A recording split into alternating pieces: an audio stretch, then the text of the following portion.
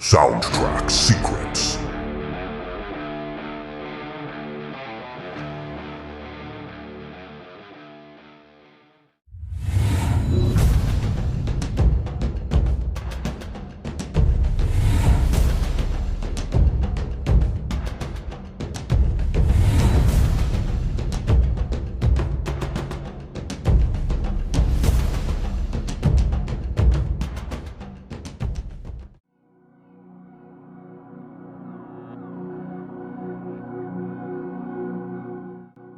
December 8th, 1980.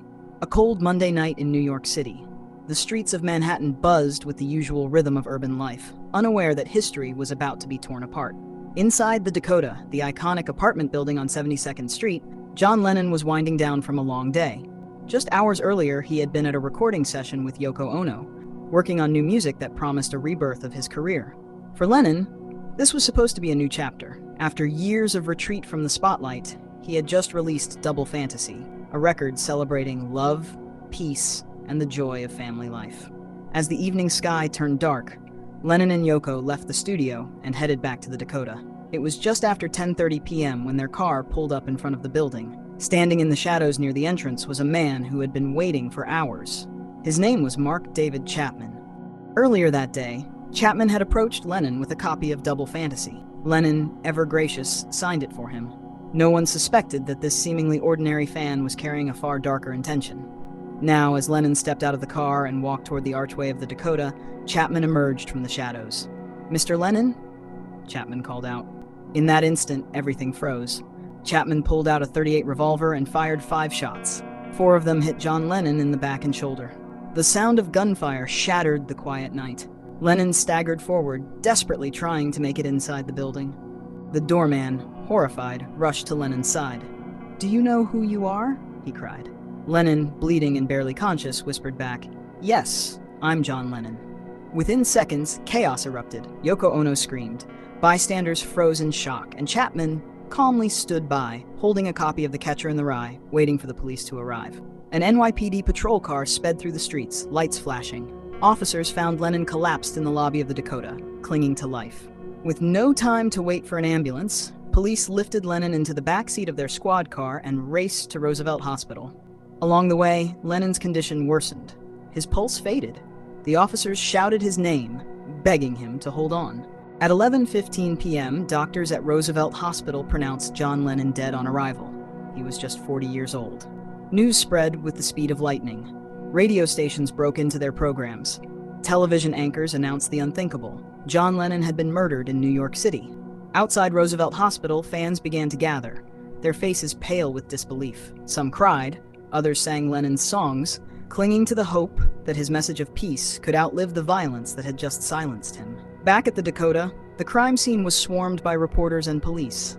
The archway where Lennon had fallen was already becoming a shrine, as flowers, candles, and handwritten notes appeared overnight. The night the music stopped was not just the end of a life, it was the end of an era. A voice that had once called for peace had been silenced by senseless violence, leaving the world to wonder how a man who preached love could be taken by hate.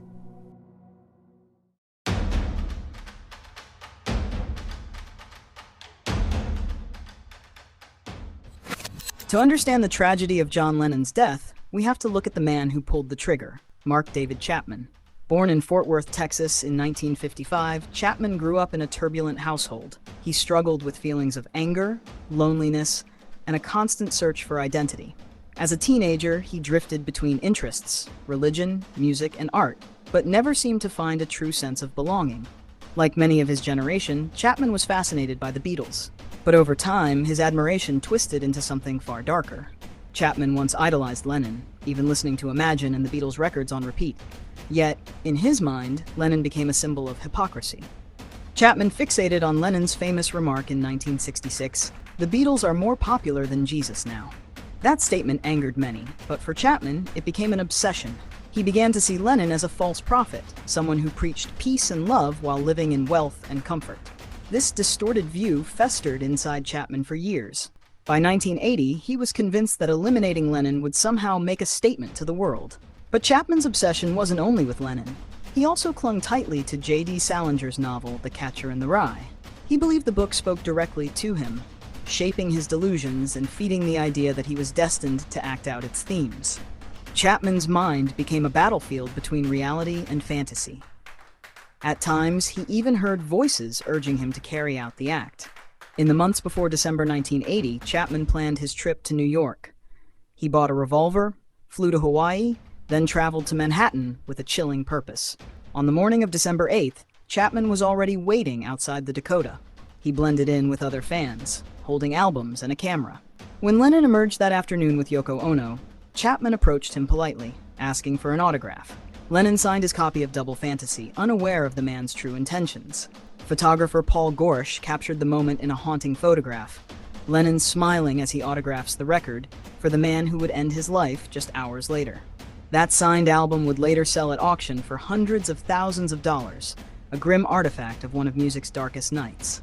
For the rest of the day, Chapman lingered outside the Dakota, wrestling with his own conscience. Some reports suggest he almost walked away, but as night fell, his delusion took control. When Lennon returned home from the studio, Chapman stepped forward and carried out the act that would forever scar music history. Afterward, he didn't run. He calmly sat on the curb, reading The Catcher in the Rye, waiting for police to arrest him. In his pocket, he had written words that still chill the spine. "This is my statement." For Mark David Chapman, murdering John Lennon was the twisted conclusion of years of obsession, disillusionment, and madness.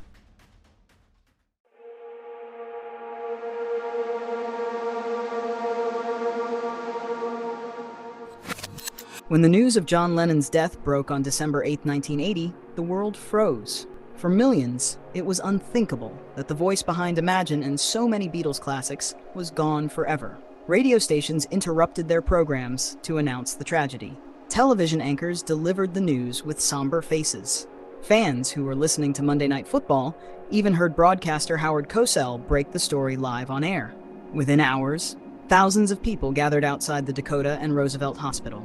They stood in silence, sang Lennon's songs, and held candles, unable to believe what had happened. Across New York and soon across the globe, vigils spread.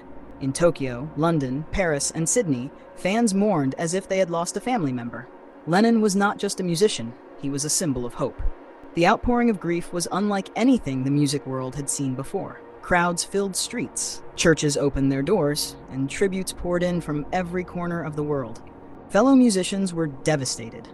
Paul McCartney, struggling to speak, told reporters it was a drag. George Harrison described it as a senseless act. And Ringo Starr rushed to comfort Yoko Ono, flying immediately to New York. Artists across genres paid tribute. Elton John, who had performed with Lennon just 6 years earlier at Madison Square Garden, was shattered. Bruce Springsteen paused a concert to honor Lennon, calling him irreplaceable. For fans, the loss was deeply personal. Lennon had written songs that spoke to their dreams, their frustrations, and their desire for peace. His absence felt like a hole in the soul of a generation. Yoko Ono, overwhelmed by grief, requested no funeral for Lennon. Instead, she asked the world to pause for 10 minutes of silence in his honor. On December 14, 1980, millions of people observed that silence, from Central Park to stadiums in England and beyond. The silence was powerful. No music, no speeches, just stillness.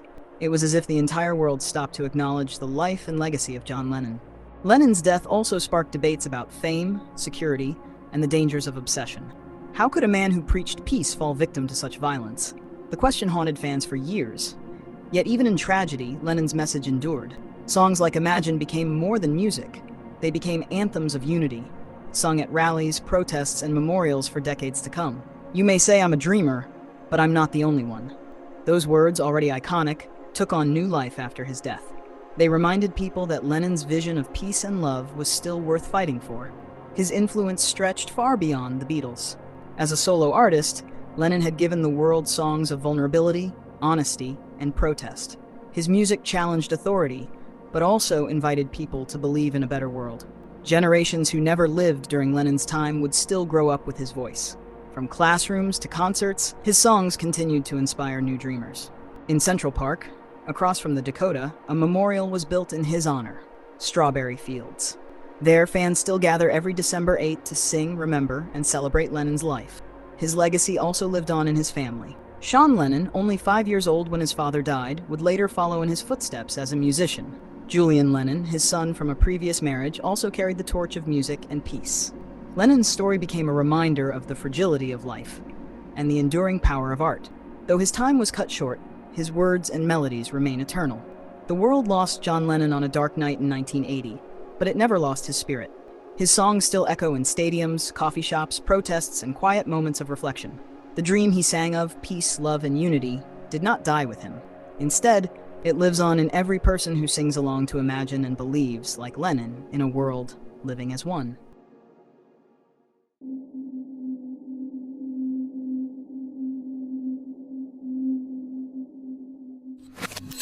John Lennon's death was more than the loss of a musician. It was the silencing of a voice that spoke to peace, love, and a generation's desire for change.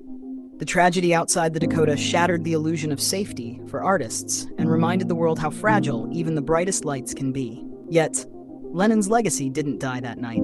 His songs still echo in every corner of the world, reminding us of the power of music to heal, unite, and inspire. In every chorus of Imagine, he continues to challenge us to dream bigger, love deeper, and believe that a better world is always within reach.